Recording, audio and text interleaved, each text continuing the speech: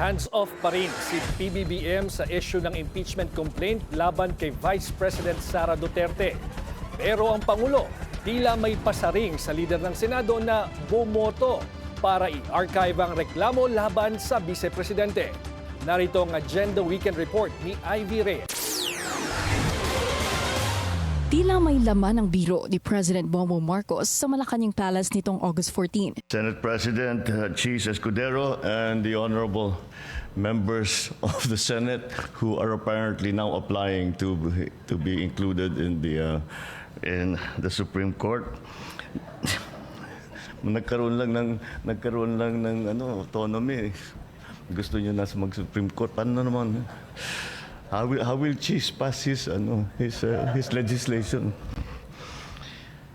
Speaker of the House Ferdinand Martin Romualdez, the honorable members of the House of Representatives. Sa kabila ng tensyon sa pagitan ng Kamara at Senado, nananatiling hands-off ang Pangulo sa usapin ng impeachment. Pero pagdating sa maanumalyang budget insertions, kung saan nadadawit ang pangalan ni SP Cheese, ang ultimatum ng Pangulo, walang sisinuhin kahit pa kaalyado. Matatanda ang 19 miyembro ng supermajority sa Senado na naghalal muli kay Escudero bilang SP at nag-archive ng impeachment articles laban kay Vice President Sara Duterte. May isa pang awkward moment between the Senate President and the House Speaker during the President's presentation of the signed Government Optimization Act. Pero, unlike yesterday's remarks, sabi ni political analyst Dennis Coronacion, mukhang magkaibigan sila dyan, parang wala silang issue regarding the impeachment.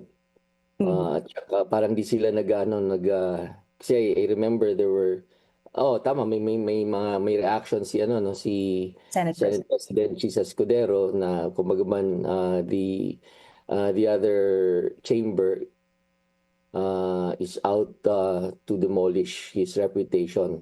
Dagdag pa ni Coronacion, ang paksyon sa Senado at Kamara ay malinaw na indikasyon na walang kontrol ang Pangulo sa kanyang mga leader. Pabor man daw kay BBM ang House of Representatives dahil kay Speaker Romualdez, posibleng maging balakid naman sa pagsusulong ng kanyang legislative agenda ang malalakas na impluwensya ng mga Duterte sa Senado. Kailangan din daw malaman ng taong bayan ang stand ng Pangulo sa political tensions. Ivy Reyes, Billionaire News Channel.